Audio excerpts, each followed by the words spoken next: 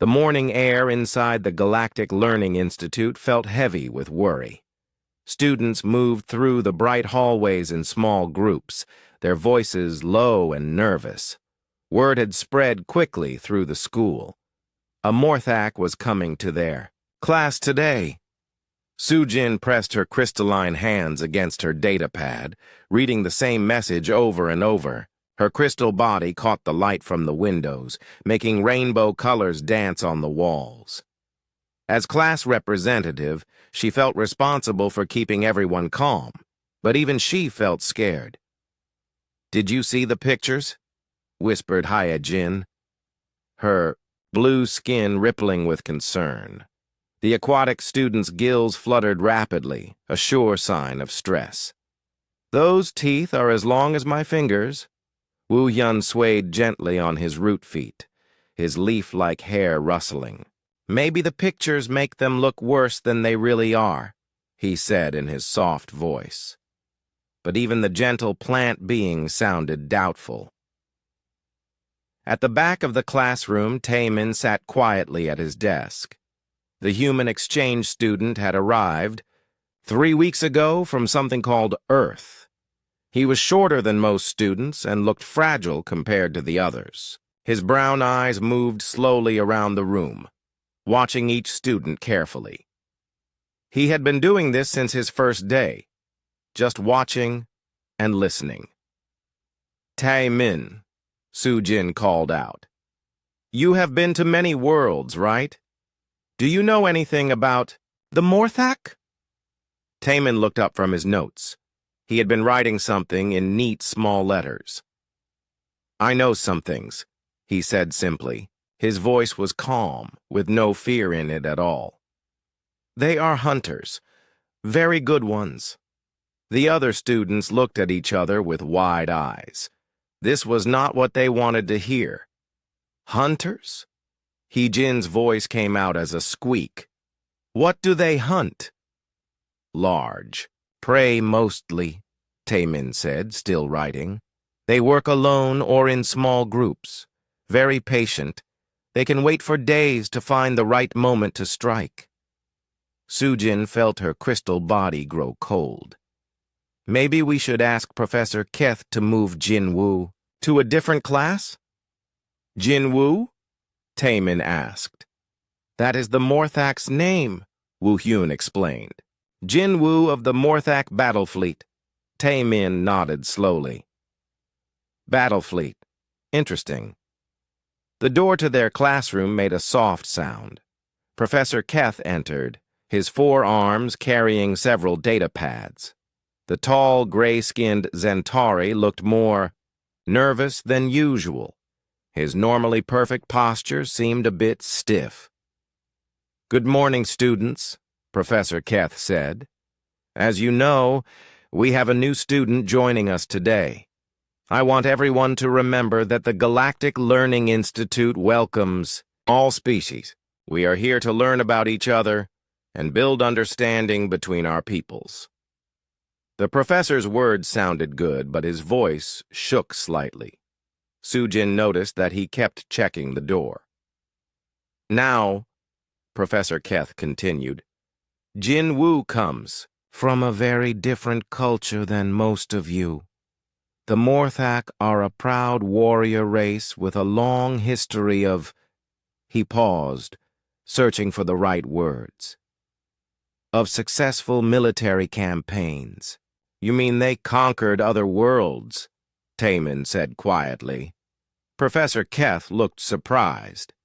Most students never spoke up like this. "Well, yes, that is one way to put it. But Jinwoo is here to study xenobiology, just like the rest of you. He wants to understand other life forms better." "To hunt them better?" asked Hyejin in a tiny voice. "No," Professor Keth said quickly. "To study them. For science." The door chimed again. This time everyone held their breath. Jinwoo entered the classroom and several students gasped out loud. The Morthak was huge, nearly 3 meters tall. His body was covered in dark green scales that looked as hard as armor. His head was long and narrow, filled with rows of sharp white teeth. His yellow eyes swept across the room, looking at each student for a long moment. But what surprised everyone most was what Jin-Woo carried. Instead of weapons or battle gear, he had a simple bag full of books and data pads. He moved carefully, as if he was trying not to scare anyone. "Good morning," Jin-Woo said. His voice was deep and rough, but polite. "I am Jin-Woo. I am pleased to meet you all." Soo-Jin blinked in surprise. This was not what she had expected at all. Professor Keth smiled, looking relieved. "Class, please welcome Jin-Woo. Jin-Woo, please find a seat anywhere you like." The large Morthak looked around the room. Most students avoided eye contact, staring at their desks or out the windows. Only Tai-Min watched him directly, his brown eyes calm and interested. Jin-Woo walked to an empty desk near the middle of the room. The desk looked tiny under his massive frame, but he sat down carefully. He pulled out a datapad and stylus, ready to take notes.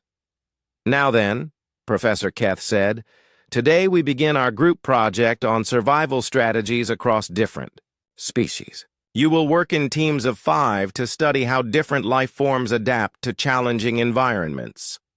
The professor began dividing students into groups. Soo-Jin found herself grouped with Hye-Jin, Woo-Hyun, and to her surprise, both Jin-Woo and Tai-Min. As the other groups began working, Soo-Jin's team sat in awkward silence. Jin-Woo seemed to be waiting for someone else to speak first. Hye-Jin kept glancing nervously at his teeth. Woo-Hyun swayed slowly, which he always did when thinking. Finally, Tai-Min spoke. "What kind of environment did you grow up in, Jin-Woo?" The Morthak looked surprised by the direct question. "Desert worlds mostly. Hot during the day, cold at night. Not much water. Lots of dangerous animals. Sounds tough," Tai-Min said. "How did your people survive?" "We learned to hunt," Jin-Woo said simply. "We track prey for long distances. We are very patient. We strike fast when the moment is right." Soo-Jin shivered, but Tai-Min just nodded. "Persistence hunting. Very effective." Jin-Woo tilted his large head. "You know about hunting techniques?" "A little," Tai-Min said. "Humans used similar methods for thousands of years." "Humans hunted?" Hye-Jin asked, looking shocked. "But you look so small." Tai-Min smiled, and for just a moment, something flickered in his eyes. Something that made Soo-Jin feel uneasy, though she could not say why. "Size is not everything," Tai-Min said quietly. "Sometimes the best hunters are the ones nobody sees coming." Jin-Woo stared at the human for a long moment, his yellow eyes narrowing slightly. Then he nodded slowly, as if he understood something the others did not. The class continued, but Soo-Jin could not shake the feeling that something important had just happened, something she did not quite understand yet. 3 weeks had passed since Jin-Woo joined their class. Soo-Jin was surprised at how normal everything felt now. The large Morthak spent most of his time reading books and taking careful notes. He spoke softly during discussions and always waited, his turn to talk. He was nothing like the savage warrior everyone had expected. "Jin-Woo, could you help me understand this part?" Hye-Jin asked, pointing to her datapad. She no longer flinched when the Morthak moved. "The section about desert." "Water storage?" Jin-Woo leaned over to look at her screen. "Ah, yes. My people learned to store water in special organs under our scales. We can go many days without drinking fresh water." "That is amazing," Woo-Hyun said, his leaves rustling with interest. "We plant folk need water every few hours or we start." to wilt. Sujin smiled as she watched her teammates work together. The group project was going well. They had learned so much about each other's survival methods. Jinwoo's hunting knowledge, Heejin's understanding of water systems, Woo-hyun's plant biology, and her own crystal formation studies made a good team. But there was still one member who puzzled her. Taemin sat quietly at the edge of their group, as always. He asked good questions and took detailed notes, but he never talked much about human survival methods. When anyone asked about Earth, he would give short, simple answers that somehow left everyone with more questions than before. Taemin, Sujin said, we still need information about human adaptations for our project. What makes humans good at surviving? The human looked up from his notebook. Sujin noticed that his handwriting was incredibly neat and small. He seemed to write down everything everyone said, not just the important parts. Humans are generalists, Taemin said. We can eat many different foods. We can live in hot places and cold places. We heal from injuries quickly. We do not sleep much. But what about special abilities? Hyojin asked. Jinwoo can store water and track prey. I can breathe underwater and sense water pressure changes. Woo-hyun can photosynthesize and communicate with other plants. Sujin can refract light and grow new crystal parts. What can humans do that others cannot? Taemin was quiet for a moment. We run, Jinwoo's head snapped up. Run? Yes. Humans are very good at running long distances. We can run for hours without stopping. Sujin blinked her crystal eyes. Hours? That seems impossible. It is not impossible, Taemin said calmly. Before we had machines, humans would chase animals until they became too tired to move. Then we would catch them. The group sat in stunned silence. Even Jinwoo looked impressed. You hunted by making. Prey tired? The Morac asked. Yes. We are not fast like cats or strong like bears, but we do not get tired easily. We just keep following until the prey gives up. Hyejin shuddered. That sounds terrifying, being chased by something that never stops. Taemin shrugged. It worked well for us. Later that day, Sujin was walking to her next class when she heard a loud crash. She turned to see Woo-hyun falling backward, his books and data pads flying everywhere. The plant being had tripped over a loose floor panel and was tumbling toward the ground. Before Sujin could even think to move, someone else was there. Taemin caught Woo-hyun in mid-fall, moving faster than Sujin had ever seen anyone move. One moment, the human had been walking several meters away, and the next he was holding up the much taller plant being with steady hands. Are you hurt? Taemin asked, helping Woo-hyun stand upright. No, How did you move so fast? Woo-hyun asked, staring at the human in amazement. Fast? Taemin looked confused. I just stepped over when I saw you falling.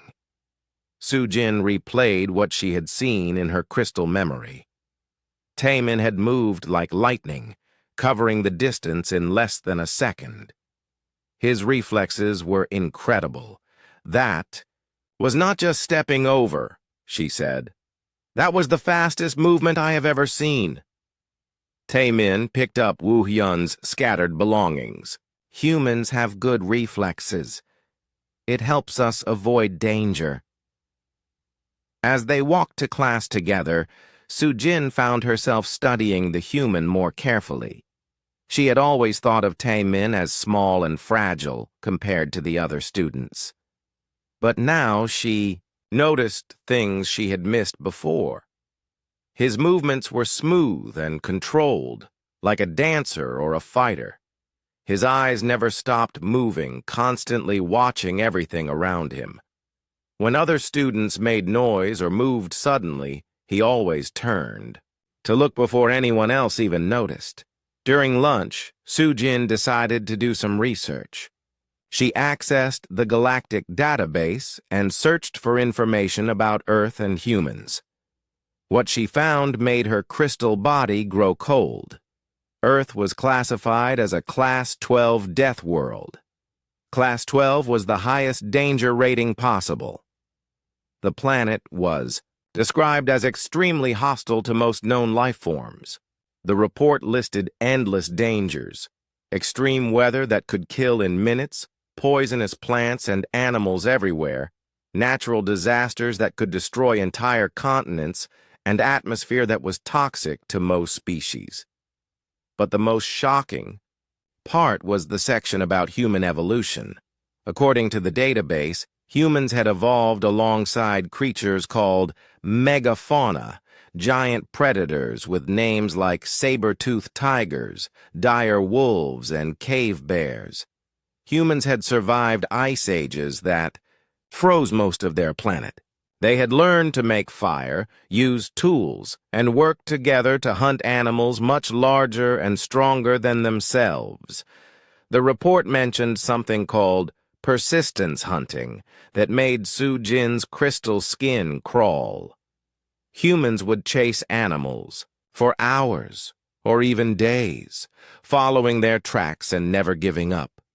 The prey would run until their hearts gave out from exhaustion, and then the humans would simply walk up and kill them. "Sujin, are you okay?" She looked up to find Tae-min standing beside her table, holding a tray of food. His brown eyes looked concerned. "I was just reading about Earth," she said, trying to keep her voice steady. Tae-min sat down across from her. "What did you want to know?" "The database says Earth is a Class 12 death world. Is that true?" Tae-min took a bite of his food before answering. Sujin noticed that he was eating things that would make most students sick: spicy foods, acidic fruits, and what looked like raw vegetables. "Earth can be dangerous," he said simply. "But it is home. We are used to it." "Used to it?" Sujin repeated. "The report says your planet has deadly storms, poisonous creatures, and freezing temperatures that can kill in minutes." "Yes, those things exist," Tae-min agreed. "Humans learn to avoid them or prepare for them. It is not so difficult once you know what to do." Sujin stared at him. "Not so difficult? The database says most species would die within hours of landing on Earth." Tae-min looked genuinely puzzled. "Really? But Earth has everything you need to survive: fresh water, edible plants, shelter materials. Many planets have much less." At that moment, Jinwoo joined them at the table. The large Morthak looked troubled. "Tae-min," Jinwoo said slowly, "I have been thinking about what you said, about persistence hunting. What about it? On my world, we have legends about the never-ending hunt. Stories of prey that was chased for days until it died from fear and exhaustion. We always thought they were just scary stories to frighten children." Tae-min nodded. "It is an old hunting method, very effective against large prey." Jinwoo's yellow eyes fixed on the human. "But those were legends about monsters, not about intelligent beings." "Intelligence made it better," Tae-min said calmly. "Humans could track wounded animals for weeks.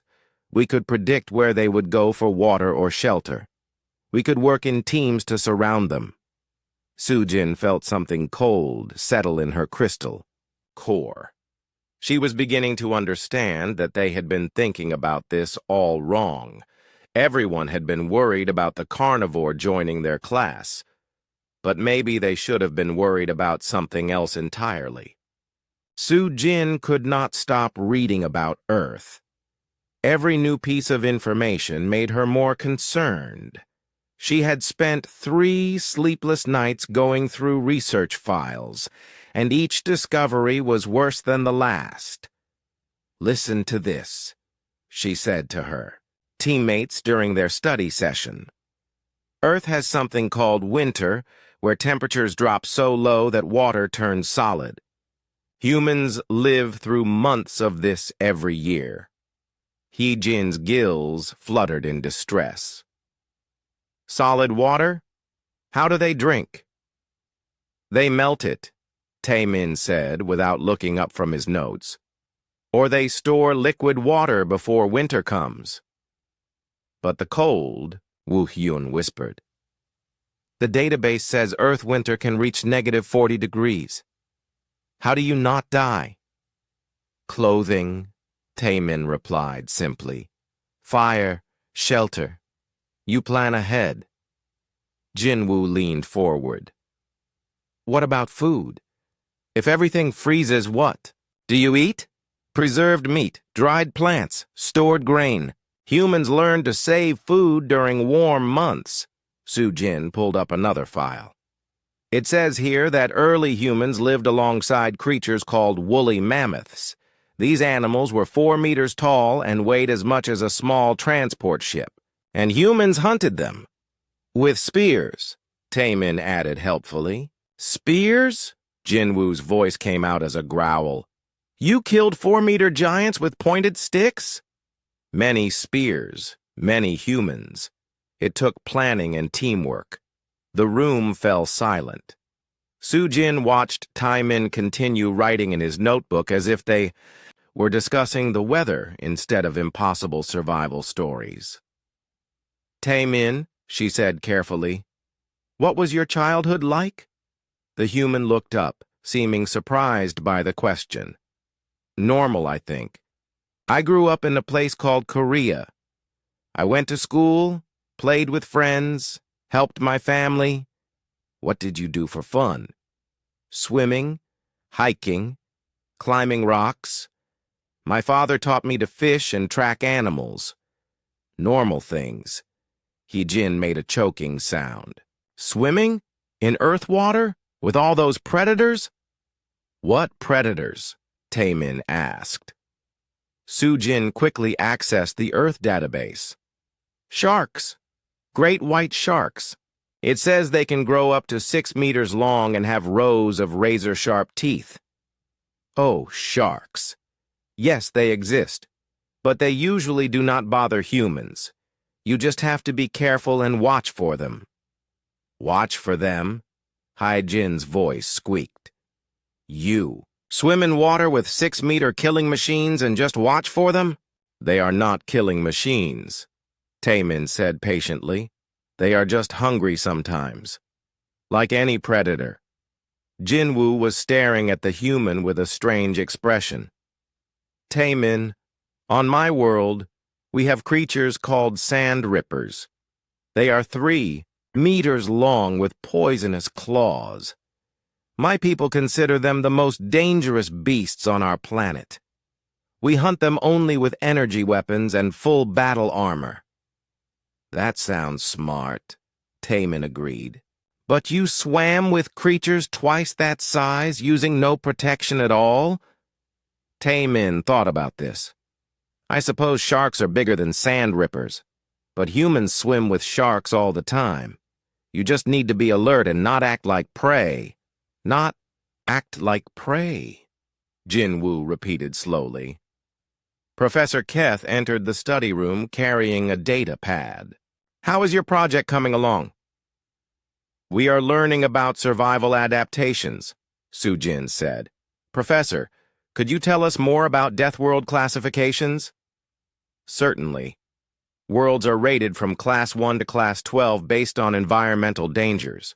Class 1 worlds are garden planets with mild weather and few hazards. Class 12 worlds are considered uninhabitable by most species. What makes a world Class 12? Woo Hyun asked. Extreme temperatures, deadly weather patterns, toxic atmospheres, dangerous wildlife, frequent natural disasters. Only the most adaptable species can survive on such worlds. Professor Keth paused. Why do you ask? Earth is Class 12, Sujin said quietly. Professor Keth looked surprised. Earth? Are you sure? He checked his own datapad. Oh my. Yes, you are correct. How interesting. I had not realized our human student came from such a dangerous world. He looked at Taemin with new interest. You must be quite resilient to have grown up there. I never thought about it, Taemin said. Earth is just home. After Professor Keth left, Jin-Woo moved his chair closer to Taemin. I need to ask you something, and I want an honest answer. Okay. Have you been watching us, all of us, since you arrived? Taemin was quiet for a moment. Yes. Why? Habit, I think. Humans watch for danger. We notice patterns.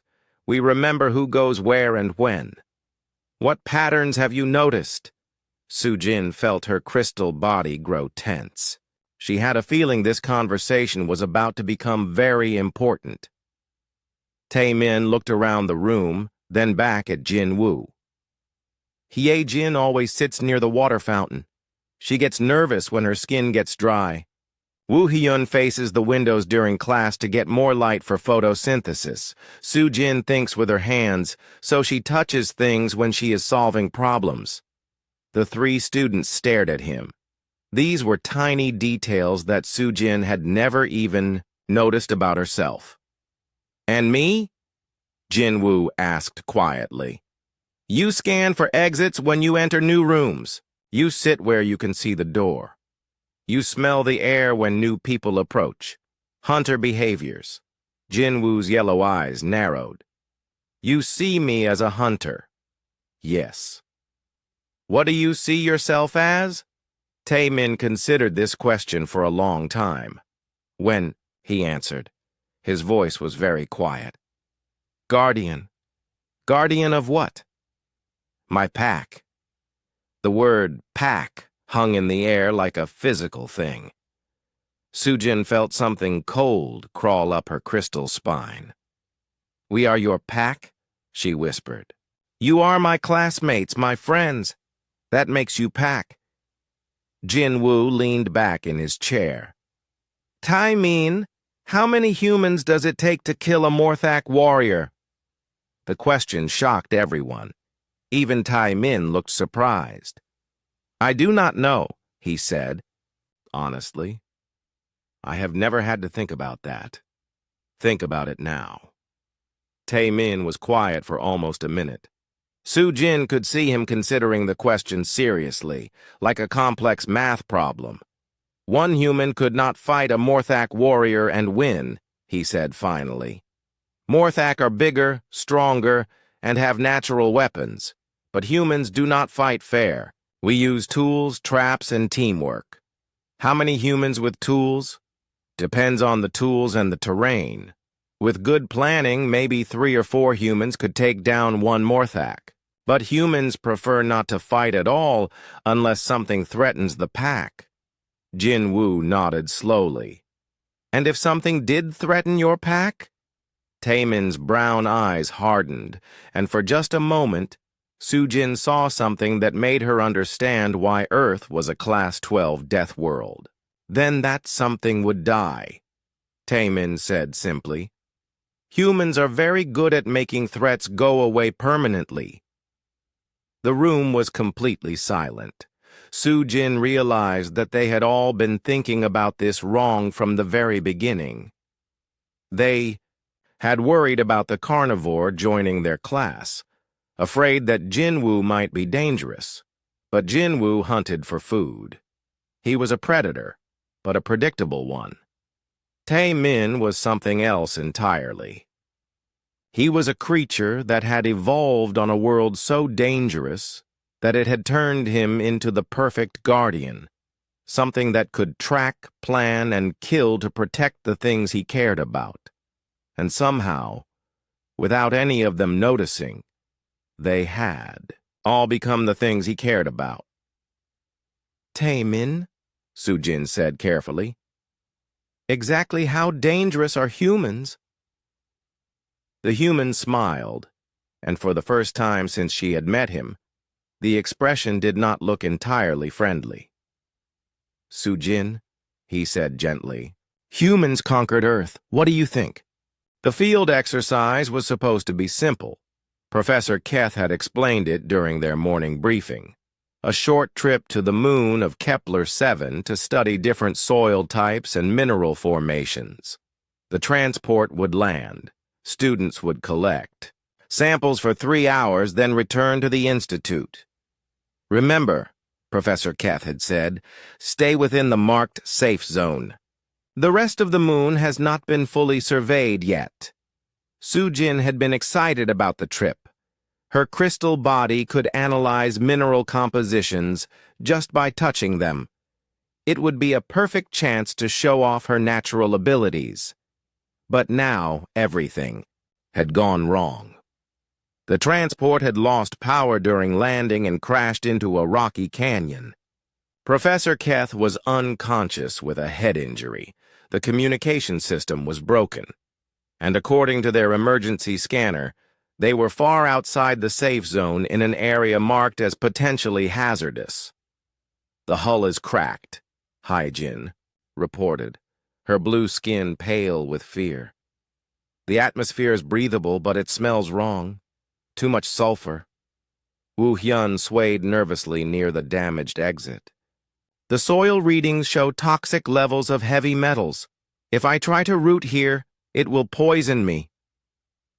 Jinwoo crouched beside Professor Keth, checking for injuries. He is alive but needs medical attention soon. His skull may be fractured. Sujin tried to stay calm, but panic was rising in her crystal core. They were stranded on a dangerous moon with limited supplies, a toxic environment, and no way to call for help. What do we do? She asked. Everyone looked around at each other, waiting for someone to take charge. Jinwoo was strong and experienced, but this was not a hunting situation. Hyejin knew about environmental systems, but she needed water to think clearly. Woo Hyun was gentle and kind, but had never faced real danger before. Then Taemin stood up from where he had been examining their supplies. First, we need shelter, he said calmly. The sun will set in 4 hours, and desert moons get very cold at night. Second, we need clean water. Third, we need to signal for rescue. His voice was steady and confident, completely different from his usual quiet manner.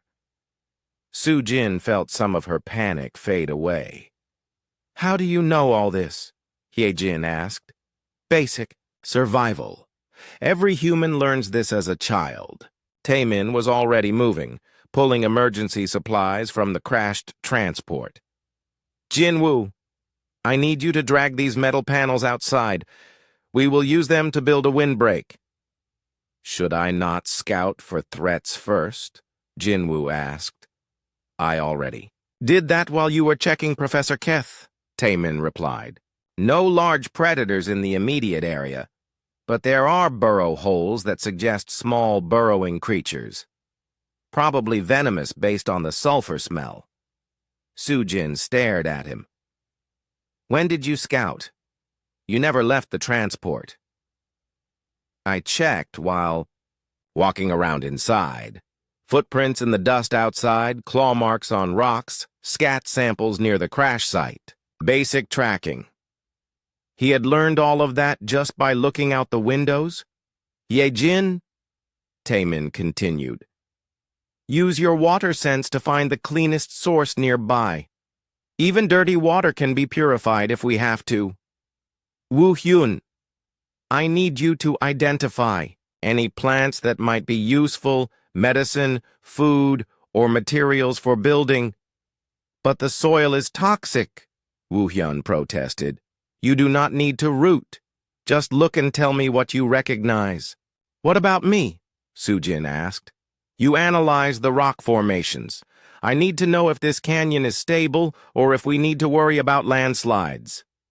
Everyone began working.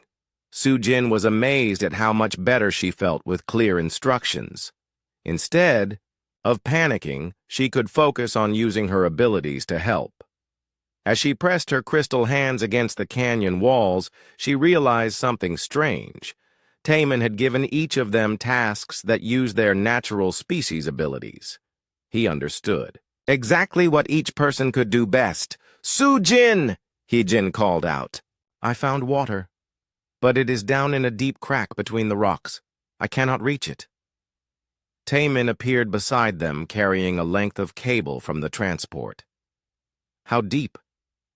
"Maybe 10 meters. The crack is too narrow for anyone except..." Hee-Jin looked around the group. "Maybe Su-Jin could fit, but it would be dangerous." "I will go," Taemin said simply. "You?" Jin-Woo looked doubtful. "You are not small enough. Humans are flexible." Taemin tied the cable around his waist. "And we are good at squeezing into tight spaces." Before anyone could argue, he had lowered himself into the crack. Su-Jin watched nervously as he disappeared into the narrow opening. She could hear scraping sounds and Taemin's calm voice calling out depth measurements. 20 minutes later, he emerged with 2 containers full of clear water. "How did you fit?" Woo-Hyun asked in amazement. "Humans can dislocate joints when needed," Taemin said, rolling his shoulders. "It hurts, but everything goes back into place." Su-Jin shuddered. The idea of voluntarily dislocating bones was horrifying. The day continued. Taemin kept working with quiet efficiency. He built a shelter using metal panels and fabric from the transport seats. He created a water purification system using filters from the air recycling unit. He even figured out how to turn their emergency lights into a signal beacon. But what impressed Su-Jin most was how he handled the dangerous creatures. The first attack came at sunset. Small lizard-like animals with bright red scales began emerging from burrow holes. They moved fast and had obviously venomous bites based on their bright warning coloration. "Everyone inside the shelter," Taemin ordered.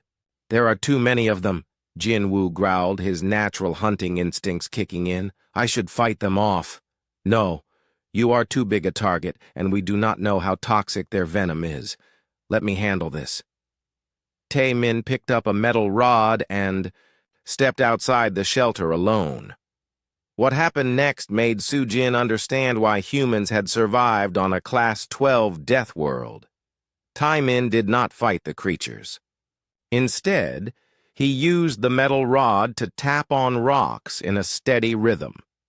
The sound echoed through the canyon, and the lizards stopped their advance. They seemed confused by the noise. Then Taemin began throwing small stones, not at the lizards, but at specific spots around their burrows. Each stone hit with perfect accuracy, creating more echoing sounds. The lizards began retreating, apparently deciding that the canyon was now occupied by something large and dangerous that they did not want to face. "How did you know that would work?" Hye-Jin asked when Taemin returned to the shelter. "Most small predators are cautious. If you make yourself seem bigger and more threatening than you actually are, they will usually find easier prey elsewhere." "But how did you know what sounds to make?" Taemin shrugged. "I listened to the sounds they were making to each other. Then I made similar sounds but louder and deeper. It suggested I was a bigger version of whatever they were afraid of." Jin-Woo stared at the human with something like awe. "You learned their language by listening for a few minutes?" "Not language exactly, but most creatures use similar warning calls. Fear sounds the same across species." As night fell, their shelter stayed, warm and dry. Professor Keth's condition was stable. They had clean water and a working signal beacon. Against all odds, they were safe. Sujin lay on her makeshift bed, thinking about everything she had witnessed. Tai-min had not used strength or weapons to protect them. Instead, he had used knowledge, planning, and a deep understanding of how different creatures behaved. He had turned a disaster into a manageable situation through sheer competence. "Tai-min," she whispered in the darkness, "are all humans like you?" "Like me how? So good at surviving." There was a long pause. When Tai-min answered, his voice was thoughtful. "Humans who cannot survive do not get to have children. So yes, I think most humans are good at surviving. We have to be. What happens when humans do not have to survive? When everything is safe and easy?" Another pause. "Then we find other things to protect, other people to keep safe. Humans do not do well with nothing to guard." Sujin realized she understood now why Tai-min had been watching them all so carefully since his arrival. It was not curiosity or suspicion. It was love. The strangest, most dangerous kind of love in the galaxy. The protective instinct of a creature that had evolved to keep its pack alive no matter what the cost. The rescue ship arrived 36 hours later. By then, Tai-min had turned their crash site into what looked like a small settlement.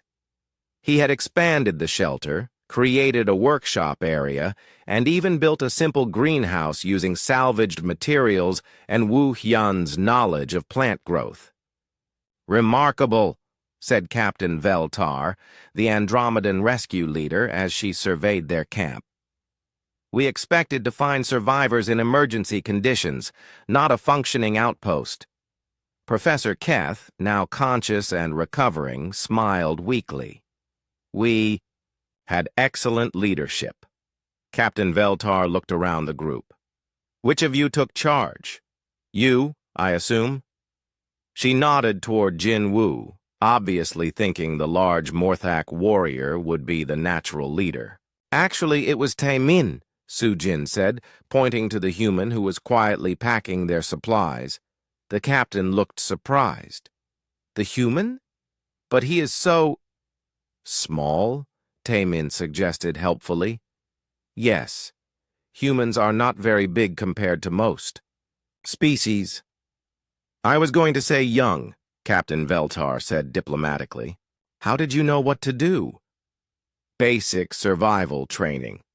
Every human child learns these things." Captain Veltar exchanged glances with her crew. Sujin could see the same confusion she had felt weeks ago. How could something so ordinary be so capable? During the flight back to the Institute, Sujin found herself sitting next to Jinwoo. The large Morthak had been unusually quiet since the rescue. "What are you thinking about?" she asked. Jinwoo was silent for a long moment. "On my world, we have a saying, 'Beware the creature that does not run when you show your teeth.' What does that mean? It means that if something is not afraid of you, there is probably a good reason why." Sujin looked across the cabin to where Tai-min sat reading a book, looking perfectly normal and harmless. "You think Tai-min is not afraid of you?" "I know." "He is not afraid of me," Jinwoo said quietly. "I realized it on the first day, but I did not understand what it meant until now." "What do you think it means?" Jinwoo's yellow eyes fixed on the human. "I think it means that humans are the apex predator species in this galaxy, and they are so far beyond the rest of us that they do not even realize it themselves." "That is ridiculous," Sujin protested. "Humans are not even physically impressive. They have no natural weapons, no armor, no special abilities." "Exactly," Jinwoo said. They conquered a Class 12 death world without any natural advantages except their minds. What does that tell you about their minds? Sujin thought about everything she had seen Taemin do over the past few days. The instant threat assessment, the perfect understanding of group dynamics, the calm problem-solving under extreme pressure, the way he had learned alien creature behavior in minutes. "Oh," she whispered. "Yes." "Oh." Back at the Institute, word of their survival spread quickly. Students and faculty wanted to hear about their adventure, especially how they had managed so well despite the crash. It was incredible, Hyejin told anyone who would listen.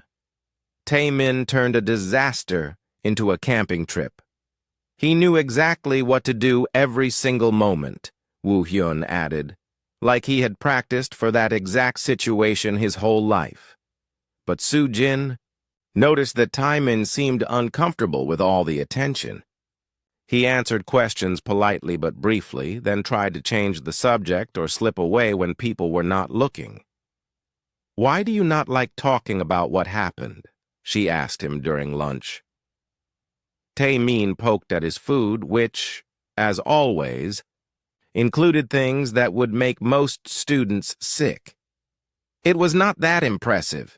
Basic survival techniques. Anyone could have done the same thing with proper training. But we did not have proper training. You did. All humans have that training. We learn it as children because Earth is dangerous. It is not special. Sujin stared at him. "Taemin, do you really not understand how remarkable you are?" "Remarkable? How?"